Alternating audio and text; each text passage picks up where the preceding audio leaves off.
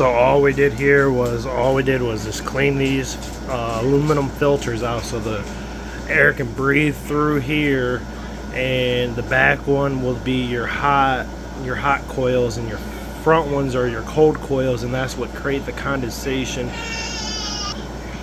And then it will run down to this tray down here, and then it runs all the way down to here, and you can see the water drip. So you need to make sure that these coils here are really cleaned out really good, because if not, then you won't have good airflow and you won't be collecting water.